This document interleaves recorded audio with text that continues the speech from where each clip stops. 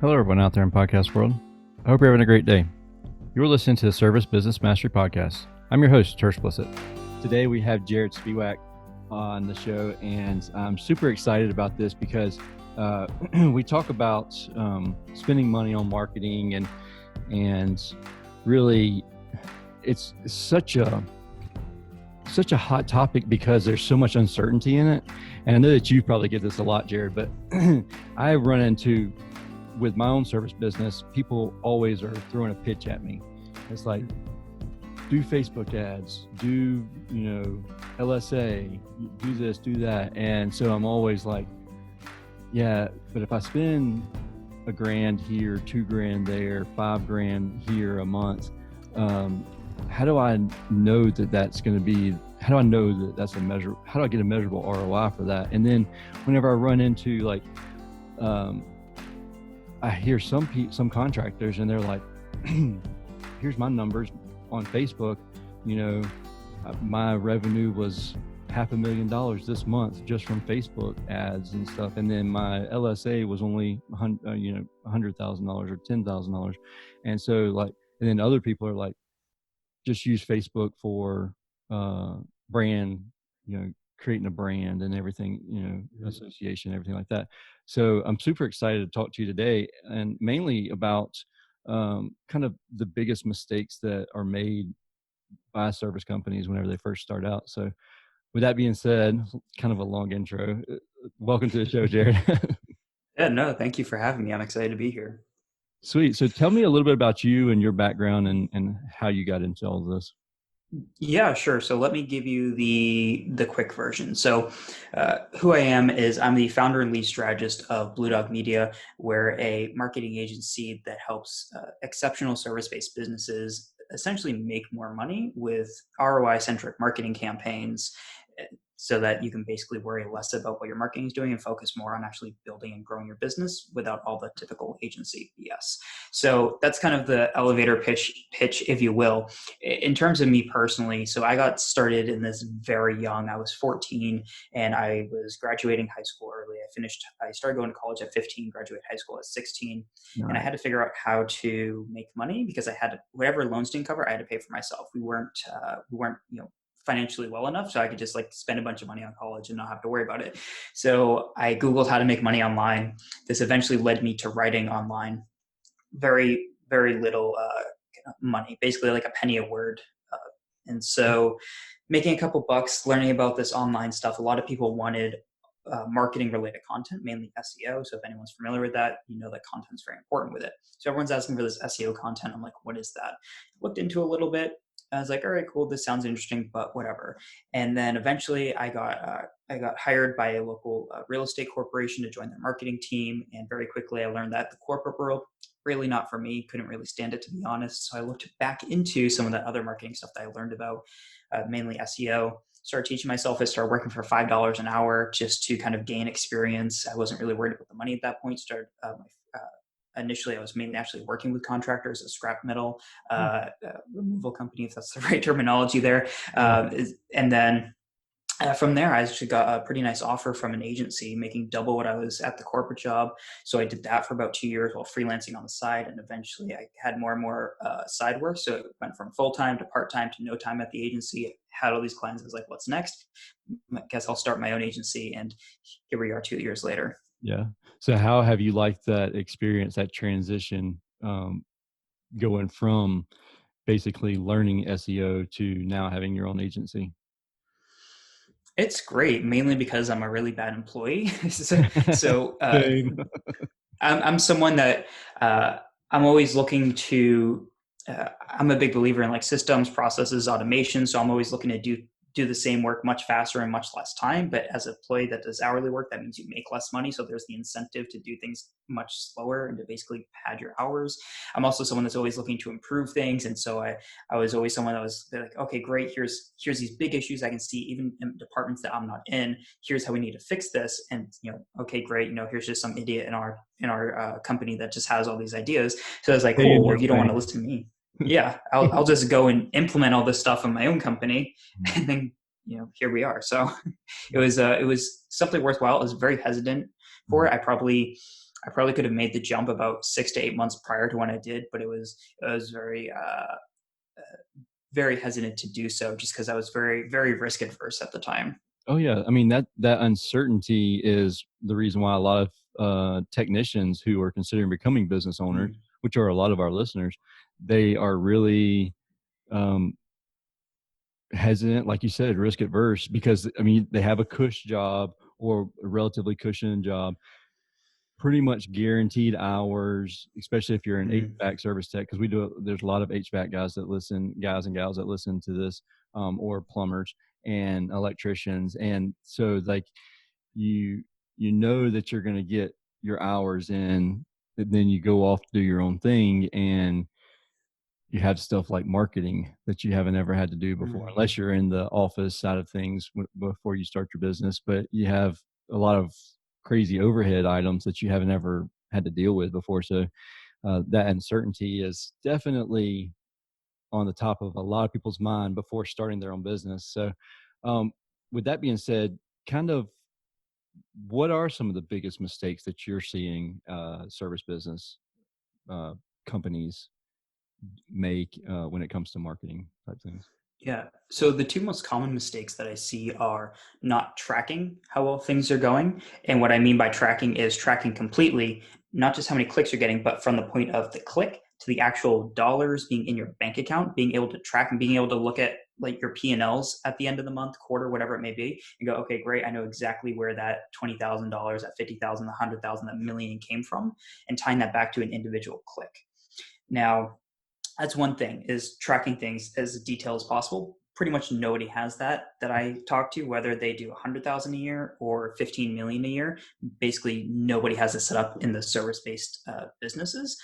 Now, the other thing is focusing on actually improving your ROI beyond just they can, this other company that I hire can worry about that. So what I mean by that, and that was a very general and broad statement, is what I see a lot is somebody goes, and I can get way more detailed into this, but very simply, somebody goes, you know what, we need to make more money. Our ROI of this marketing campaign isn't high enough. We're not getting enough volume from it, whatever it may be. So we need to get clicks for cheaper. We need to get uh, conversions at a higher rate from our clicks. But what they don't realize is that the person that's answering their phone Mm, misses 30% of their phone calls. And if hmm. they were to simply answer the phone, they would be able to make progress today rather than us run tests for the next 3 4 months to make marginal improvements because we're already doing pretty good in those fronts. Yeah. So kind of being blindsided in what areas you actually have to optimize. So those are the two things: tracking and improving your ROI. And I categorize it in 4 or 5 different areas that actually matter and not just get more traffic. So here's the challenge that I have personally when it comes to tracking in general. So we have good CRMs and they will track things pretty well, but it's to me it's um, somebody may see a billboard or they may see a van, Mm-hmm. and then they Google us to find our phone number. And then so when they call in, they're calling in on the call tracking number that's possibly Mm-hmm. Google, or maybe it's our website header phone number. And so then Google and the website are getting credit for something, maybe a van or a Facebook ad or something like that was actually the one that actually did all Mm-hmm. the work. How do you rule that out? I mean, is it just Sure. asking every single time they call, or do you have a different method of that? Sure. So this is where we get into what's called multi-channel attribution, which is that the way that someone initially finds you is not necessarily the way that they'll contact you. So if Mhm. anyone's run remarketing campaigns beforehand, you'll be very familiar with this. Somebody came to your website because of SEO, and then because they came to your website, that triggered your Facebook ad to then show to them, and you only show your Facebook ad to people who have been to your website. So if they call you from your Facebook ad, that'll be tracked as your Facebook ad, but they never would have seen that ad if they didn't land on your website from your SEO in the first place, right? So Right. people can come in multiple different ways. So one, yes, you can ask, hey, where did you find us? How do you find us? Honestly, it's not very reliable. I would put a note in there, but because people aren't going to notice that the reason why they decide to call you is that they drove by your billboard 20 times in the past, week. And that just mentally, they've recognized your brand name. So when they Googled you, even though you ranked number 2, they decided to click on you because something in their brain unconsciously said, hey, you should click on that. You can't track that. That's just the reality of it. Now, what you can do for some of the traditional marketing, which is where it becomes more difficult to track because not everything's online, is on your billboards, on your vans, on your trucks, whatever it may be. The phone number that should be on there, you should have a specific phone number for that. So you can track, okay, great, or tracking number. I use CallRail. I typically recommend it, but there's hundreds of platforms you can use. You should have a specific number that's just our van. Now, they could still visit your website and call that number, sure, but if they decide to call the number that they see on the van right there, you'll be able to track that, or your billboard, whatever it may be. What you can also do, same thing applies for radio as well, of course. What you can also do is have a different website that you put on your vans, your billboards, etc. Now, the issue with this is that when it comes to brandability, some people have vanity numbers. Some people have, they're not just like, they have a specific brand name for their plumbing company, their HVAC company, whatever it may be, rather than something a little bit more generic in terms of their URL. Well, what you can do is you can go out and register, AtlantaHVAC.com,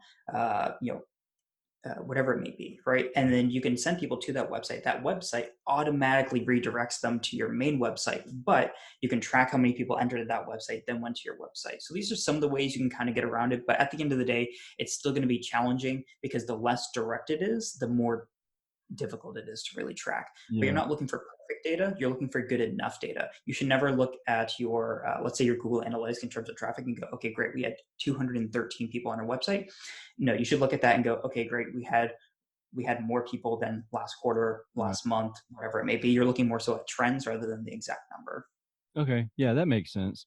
But when you say someone is not tracking versus tracking, is there certain platform that you're using for tracking that so that you can say, look, we know what ROI we're getting for each one of these marketing things, and is there something specific that we need to be doing there? Yeah, sure. So when it comes to ROI, the thing that I find really interesting about it is that if you talk to anyone that is pitching marketing in the contracting field, I'm sure you get like 20 cold emails a day from people pitching you really poorly crafted emails. But everyone talks about ROI. Hey, great. At least they should be. If they're talking about, hey, you're going to get more traffic clicks, they probably aren't really worth it. They probably don't know what they're doing a lot. But you should be talking about ROI. ROI is what the talking should be about. All you care about is, what do I put in? What do I get out?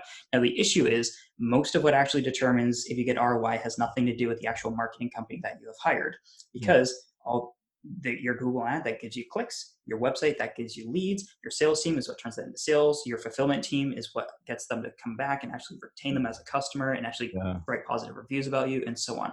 So when it comes to ROI, yes, we want to do everything we can to improve it, and I'll get into the details in a second, but it's very important to understand that there's a lot of the equation that happens on the business end rather than the marketing agency or even your marketing employee if you have an in-house employee doing that for you.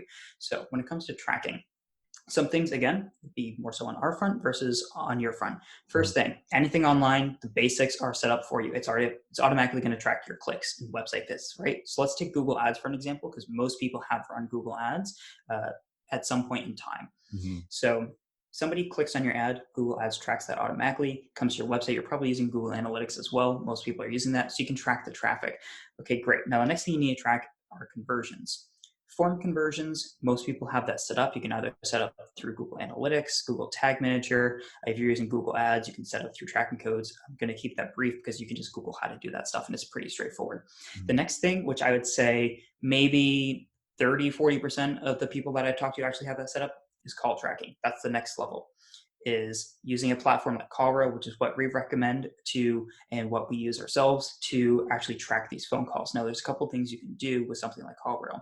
Is one of the things that's really cool is that if somebody visits your website on their desktop computer, picks up their mobile phone, a device that's never been on your website, and then calls the number that they see on your website, CallRail will be able to tell you that that person called you because of a PPC ad that you were running. They do this through what's called DNI, or dynamic number insertion. If you use CallRail, I recommend setting up. Basically, it just automatically swaps your real phone number with a tracking number when somebody accesses your website, and it gives you a specific number based on where that person came in from so that they can actually track that. And so what happens is you have that set up. Then you need to make sure it's connected. So through the integrations of CallRail, it's super easy to set up. You just set up their Google Ads integration. And now within your Google Ads account, you can track your actual conversions for phone calls. And your CallRail account, you have basically your hub of where all the calls came from.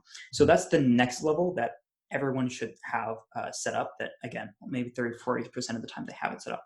Now, here's where the next level that people typically don't have. Pretty much everyone will have some sort of CRM, some sort of customer database, whatever it may be. Now, the issue is the connectivity of the lead generation to that CRM.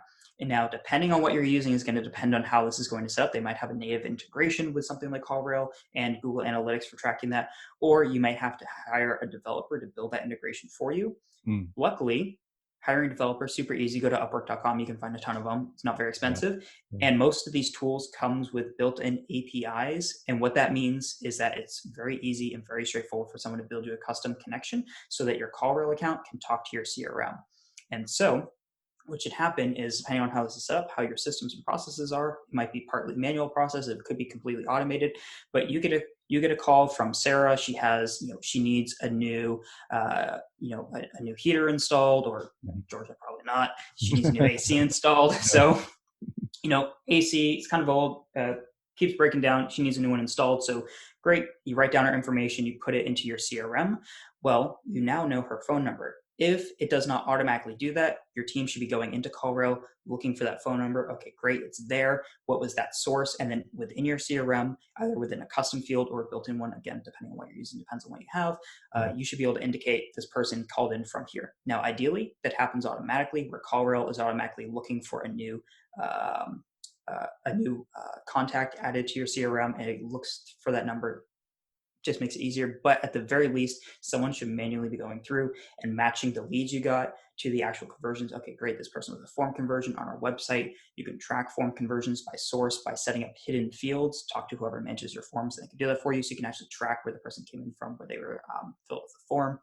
And so basically now what you're doing is your CRM is telling you how many new leads you got, which you're probably already looking at anyways, but also where those leads came from. Right. And then you can look at those individual sources to look at how much money did you spend on those sources. And now you can track not just leads generated from source, but customers generated from source. Because what we can see on our end is, I can see you got 20 phone calls this month. Great. I cannot see how many of those actually turned into jobs. I cannot see was that a small job that was like $200, or is that a $20,000 commitment, or was that a $1 million roofing job that you just got from a local commercial space, right? So that's where the conversation is talking about ROI becomes a lot more difficult, because I actually can't see your numbers. Right? I can see your lead gen, right? Yeah. So that's why it's really important to track that on your end. And then just through your normal CRM tracking, you should be tracking, depending on what people have access to and who you want to see stuff, you should be tracking within there. Are they a customer? How much have they spent with you for each individual transaction? So you can see over time your retention rate, but also, so for example, the average HVAC customer is worth about $50,000 over their lifetime, adjusted for inflation. So you should be able to see, okay, great, it cost us $500 to acquire this customer, and their first job was $200 with them, but they have also hired us 4 more times for that, and we've made $10,000 in profit off of them. Mm-hmm. And then from there, just profit margins, you can see, okay, here's our gross, look at your P&L, here's our average profit margin. We did $30,000 from Google Ads, 30% profit margin, $9,000 in profit. We spent $5,000. Okay, great, we made $4,000. Yeah. So are you tracking every single time they call in? Like, so let's say that, okay, let's give an example of, I have an HVAC system change out, and we're going to change out this system. They get our, let's say it's our website phone number, our header phone number off of one of the landing pages. It's a call tracking number. They save that call tracking number in their phone. So every time they call us, they call from that call tracking number. Do you see that happen very often? And does that kind of stuff skew the numbers very often? Because they're going to go through the whole project, and they may call the office 3 or 4 times. Maybe if it's a long project, could be 5 or 6 times. And then so you're getting, 6 phone calls, and it might be a $12,000 or $20,000 job. And so I imagine something like that may skew it a little bit, but do you see that very often happen that way? So to know whether or not they do something like save the number on their phone, I can't really speak to because I don't know Right. what Yeah. Right. Right. they're doing. But this kind of goes back to what I mentioned earlier. The data isn't perfect, and you're more so looking at roughly what is it doing. Mhm. So your CRM will tell you that, okay, you'll be able to see in call route that this person has called you 5, 6 times, and your CRM or whatever connection you're doing automatically or manually, you would already know that they're a customer. And so Mhm. you would know on your end that you wouldn't be attributing the revenue for that because you have that. Now, on the technical side of how CallRail works, for something like CallRail, how many numbers you want to have is going to be dependent on how much traffic you get. So the minimum is 4 for the dynamic number insertion. If you get a good amount of traffic, you might want to increase that to 8, 16, 20. If you do a lot of marketing, if you're a sizable company, you might want like 30 to 50 numbers. The Mhm. reason being is that if you have, let's say, a very limited number of numbers, 4 numbers, 10 people come to your website at once, those 10 people have that 4 numbers are split between those 10 people.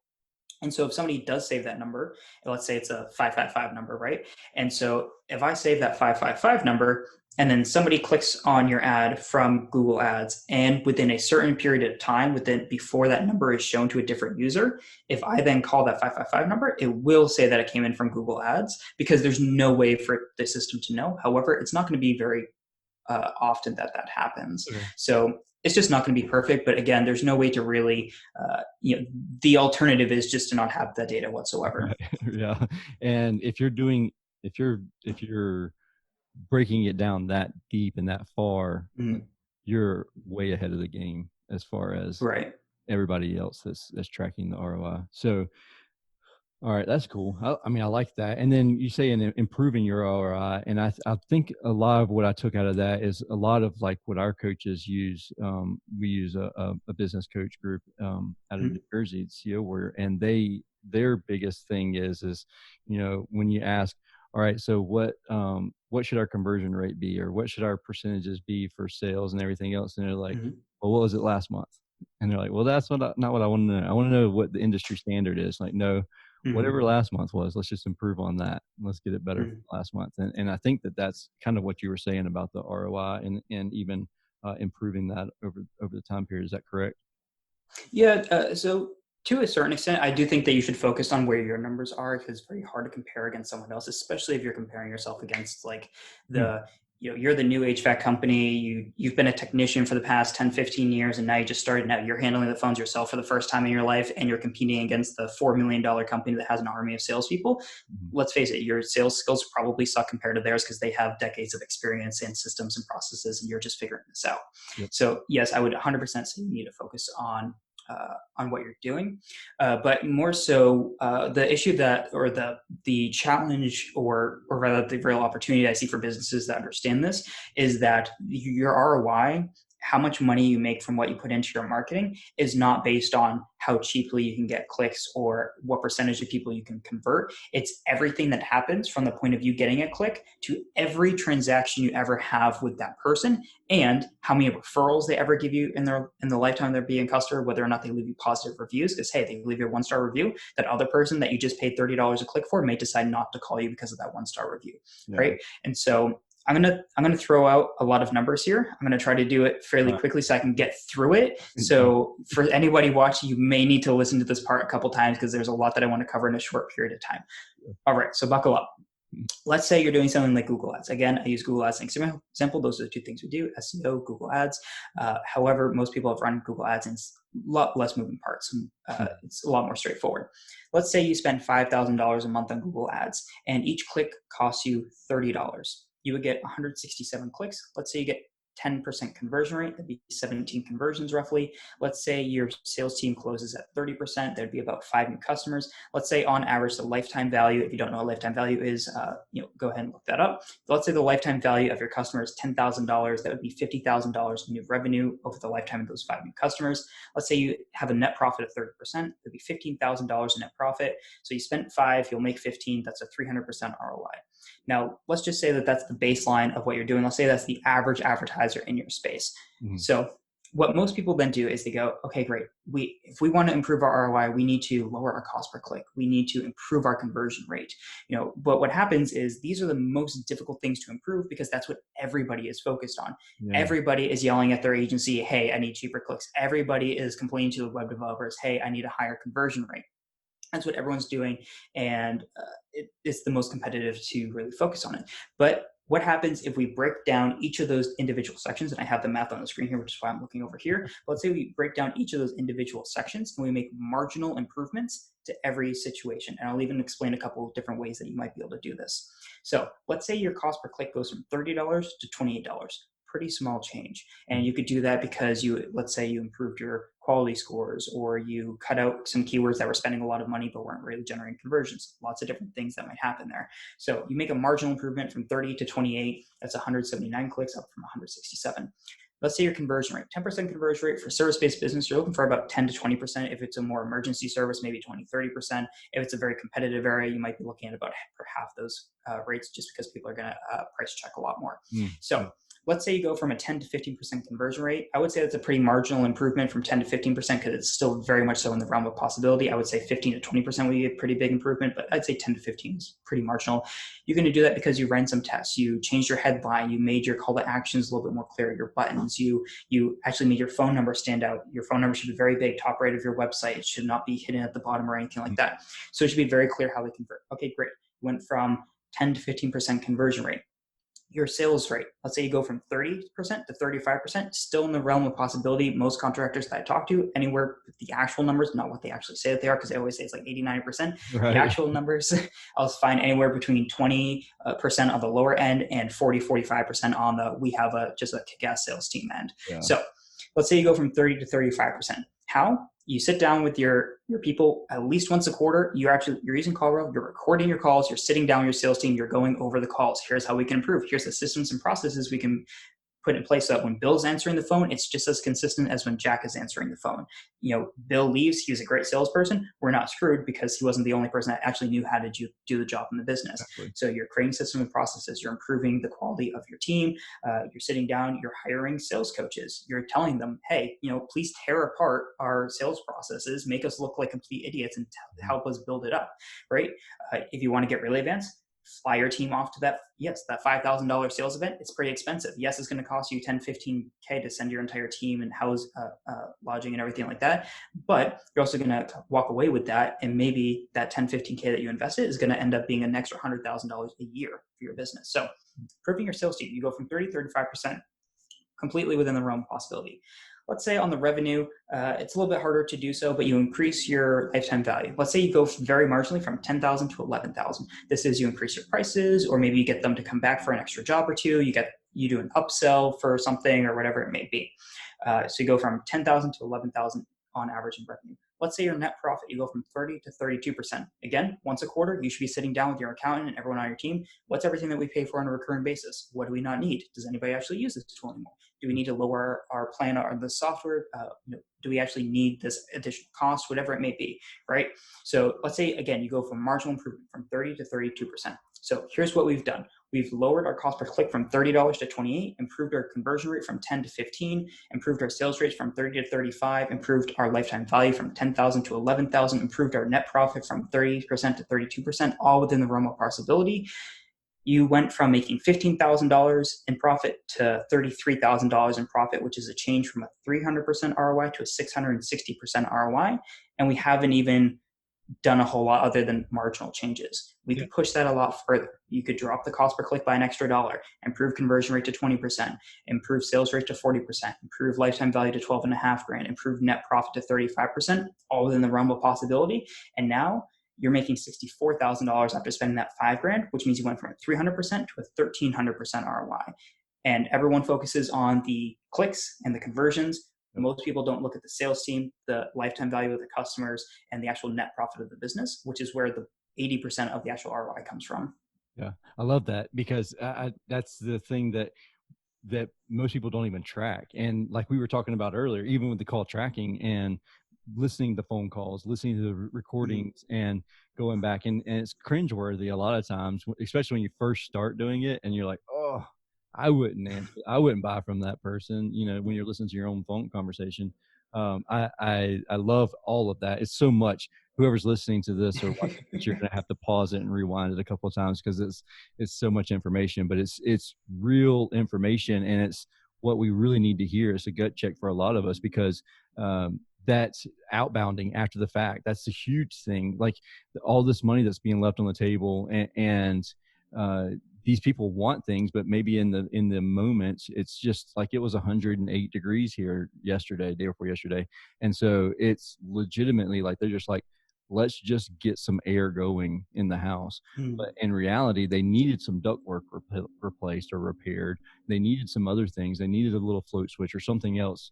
And having that team follow up after the fact, like that's money that is being left on the table. And that goes straight to the bottom line, because you don't have to go back and, pay for more clicks to get that outbounding. And so there's a lot of stuff like that. Those little things that are just not people don't really take advantage of, and they don't really track it. And then they're going to blame you. You're the first person to get blamed. Like, why am I spending $2,500 every single month? And like, my conversion rate's horrible. Like my ROI is next to nothing. I'm not even getting $2,500 back, or whatever the case may be. And I think that you hit the nail on the head right there. I mean, it's not to pass the buck, but that's a rightful buck to pass, because there are definitely, when you listen to conversations and you see like people will have their phones go straight to their cell phones. And I get it, as a smaller contractor, like you're one guy in a truck and your phones come to your cell phone, you're answering the phones in between, like you're trying to answer them while you're in an attic or something like that. It's not that expensive to hire a call center and have the call center answer the phone and convert it. And they're like, that's their job, is to convert it to a lead, and versus sending people to voicemail.